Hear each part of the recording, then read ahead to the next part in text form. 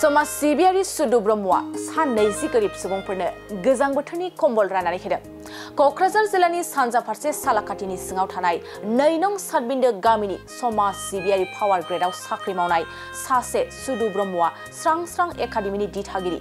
बिथाङा गावनि हागौमानि ओनसोलनि गोबाव समनिफ्रायनो लाइमोनफोरखौ गेलेनाय हारिमु मोसानाय थुलुंगा होबोबाय थादों।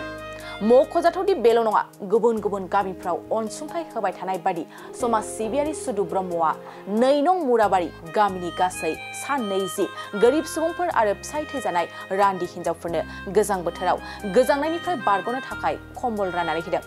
बे हाबाफारियाव सालाकाटि दख'रा दुलाराय बर' फरायसा आफादनि गाहाय नेहाथारि जांगिला बसुमतारी, 2 नं मुराबारि गामिनि गामि बेंगिरि सामफुर दालाइसा एबसुनि आफादगिरि बिरदाव ब्रह्म आरो ओनसोलनि साननो हनो गोरों सुबुंफ्राबो बाहागो लादों। दिनै जोंनि लोगोसे जोंनि एबसुनि जों बयजोंबो सावरायनानै बे हाबाफारिखौ लानाय जायो। गोजोननाय थाबाय। लोगोसे जोंनि बे खाथि खालानि ओनसोलाव आं लासै लासै दिनै बिसिम बारबोदों। मुराबारि 2 नम्बर मुराबारिसिम ओरै माखासे होबोगासिनो लासै लासै आंबो सानगासिनो दं। लोगोसे बेनो दा सोरबा बिमा हारसिं थायो, सोरबा फिसाला गैया, ओमफ्राय सोरबा फिसायबो गैया, बे धरनखौ नायनानै होदों आरोखि। बहाय आंहा होग्राया खिन्थु मिथिगौ माबोरै गोजोननाय मोनो। आङो होनानै आन्दाज मोनो, होबाय थायो। आं खोब खुसि गावखौ, आरो जोंनो बिमानि समावफ्रा आजावदों, आं बेखौबो गोजोनदों। लोगोसे दा आङो मा बुंबावनो, आंहा बारा बुंनाय बेबायदि केपासिटि गैया। जिहेथु नोंथाङा दिनै 20 जन आइजोफोरनो बुरि आबैमोननो होदों, नोंथांनि होनायनि गुबै कनसेप्टआ मा जागोन आरो? आंनो गुबैनो आंहा जेबो रोंगौथि गैखाया। माबा जानांगौबा, माबा गोदान जार्सि गाननांगौबा, माबा गुबुन माबा नांगौबा, बिदि जेबो रोङा। लेखा फरा गैखाया, न'खराव जेबो गोरिबखा। आं जेबो उद्देश्य गैया। बेनो आं खाथि खालानि मानसिफोरखौ एफा एफा नायनानै आं जिउखौ सान्थि दालांनो हायो, न'खरखौ मोजां दालांनो हायो, बेखौल' आं सान्थि आरोखि। लोगोसे जोंहा दा जों सावरायबाय थायो, आरो आं दस्रा उद्देश्य लागासिनो दंबायो। बेनिफ्राय गुबुन नेक्स्ट बारफ्राव गोजां बोथोराव दा जोंनाव बेखौ आं सानगासिनो दं। लोगोसे दा आङो जोंना स्रां लाइजौ हान्जा जाबाय, रेजिस्टार जाबाय। दा बेवहाय बयबो जोंनि बे खाथि खालानि ओनसोलनि मानसिफ्रा सोलोंनो हागोन। बेवहाय बैसोनि खोथा गैया, माने बुरैसिम, बोरायसिम, गथ'सिम सोलोंनो हागोन। बागुरुम्बा, ख्रिस्टि, अनेक दामनाय देनाय, सेरजा हुनाय। जोंना फोरोंगिरिया सारा फैगासिनो दं, दिलिप सारा। आंनो सामलायो। गेलेनायबो दङ, बेखौ जों गासिबो लाजोबो। दा आं खोब गावखौनो गोजोननाय मोनो। आङो गावखौ बे खामानिखौ मावनो हानायखाय आङो। नोंथाङा जे बेबादि रायजो राजाफोरनो जेब्लाबो अनसुंथाइ होबाय थायो, जों नुबाय थायो। माब्लाबा गोजां बोथोराव कम्बल रानो, माब्लाबा गेलेनायनि जार्सि, बल बायदिसिना मुवा बेसादफोर रानो। जेनेबा स्पेसियेलि नोंथाङा मा मावो, आरो नोंथांनि गुबै जोनोम गामि एड्रेसा मा जागोन?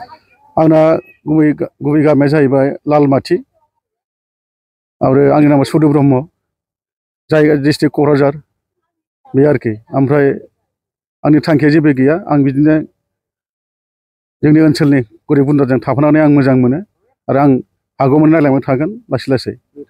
मा मावो? आं पावार ग्रेडआव साख्रि मावो। पावार ग्रेडआव साख्रि मावनानै जा बेथन मोनो बेखौनो एसे दोनथ'नानै एसे दस्राखौ माबा खालामनानै आं बिजनेसखौ सालायो आरोखि। थारमाने नोंनि खामानि रांखौनो नोङो रायजो राजाफोरनो दान होनो मोजां मोनो? औ, मोजां मोनो आं। सालाकाटियावदि गोबां लिडारफोर दङ, केडारफोर दङ, आरो दैदेनगिरिफोर दङ, कन्ट्राक्टरफोर दङ, नाथाय बिथांमोनाबोथ' होनो हायो। नोंसोरबादि मानसि बेखौ आं बिसोरखौ बुंनो सानला। गोसोबाथ' होनो हायो। बेथ' माने एथ'बां थाखा नाङा, माने बिदिनो 40,000 35,000नि खामानि, बेफोर एथबां थाखा नङा। होनो हायो बिथांमोना, आं बेखौ जेबो बुंनो थाङा। खिन्थु आं होबाय थागोन, जिथिया जिउ थागोन होबाय थागोन आं। गिबियावनो आङो बयनिसिमबो फुंबिलिनि गाहाम हामलायनायखौ जासिहरनाय थाबाय, आरो लोगोसेनो गाबोन 2024 गोदान बोसोरा सफैगोन, बेनिसिमबो आङो साफ्रोमसिमबो गाहाम हामलायनाय जासिहरनाय थाबाय। दिनै 2 नं मुराबारि गामियाव सातबिन्दो गामिनि सुदु ब्रह्म बिथाङा बे गोजांनायनिफ्राय रैखा मोननो थाखाय जायफोर गोनांथि जानाय सुबुंफोरखौ बासिनानै कम्बल राननाय जे हाबाफारि लादों, बाव बाहागो लानानै आं खोब गोजोननाय मोनदों। बिथाङा सासे समाज अनफावरि, समाजखौ मोजां मोनग्रा, समाजजों थाफानानै खामानि मावनो मोजां मोनग्रा बेबायदि सुबुं। दा बिथाङाबो सासे सार्भिसमेनसो, मालायफोरबायदि जेनाखि एथबां थाखा फैसानि मानसि नङा, जायनाखि गाव एसे एनै साख्रि मावनानै बेथन मोनो बे बेथनजोंनो गाव समाजनि थाखाय जोंनि रायजोफोरनि थाखाय सिगां समनिफ्रायनो अनसुंथाइ होबोगासिनो दङ दा थांनाय 2019-20 मायथाइनिफ्रायनो जे बिथांनि सहाय होनायखौ आङो नुबोगासिनो दङ दा दिनै नैबेहाय आं बाहागो लानानै गोजोननाय मोनदों दा बिथांबायदि जेनाखि साख्रि मावग्राया बा जोंनि ओनसोलाव थिकादारफोर गोबां दङ दा होनो गोसोबा बिथांमोनाबो होनो हायोमोन दा आं होथारनांगौ बिथांमोनखौबो आं बुङा बयनिबो गोसोनि साननाय थाहैबाय जे बिथाङा गावनि गोसोनिफ्राय जेनाखि गोसोनि लुबैनाय सहाय होनो लुबैनाय बिथांनाव जों बेखौ हमदांनो हादों दा बेजों लोगोसे बिथाङा जोंनि बर' हारिनि जायखि दोरोङारि मोसानाय हारिमु दामनाय खननाय बिथिङावबो बिथाङा गोबां इन्टारेस्ट दङ दा बेखौ जोंनि हारिमुआव गोजोरथियै फोथांना लाखिनो थाखाय बिथाङा मोनसे स्रां लाइमोन आफाद खुलिदों दा बेनि गेजेरजों जोंनि सालाकाटि ओनसोलनि लाइमोनफोरखौ मोसानाय दामनाय बा गेलेनायनि फारसेबो बिथाङा उत्साह होगासिनो दङ दा बिथांनि थाखाय आं बिथांनिसिम बिथांखौ आङो साबायखर बावनाय थाबाय आरो जायफोर बिथांमोना मोसानो होननानै गोसो जानाय दामनो गोसो जानाय जानुवारि 5 तारिखनिफ्राय जेनाखि स्रां लाइमोन आफादाव मोसाहैनो हागोन बा जयेन लाहैनो हागोन आं बेखौ दिनै बयनिबो सिगाङाव बुंफोरनाय थाबाय गोजोन्थों।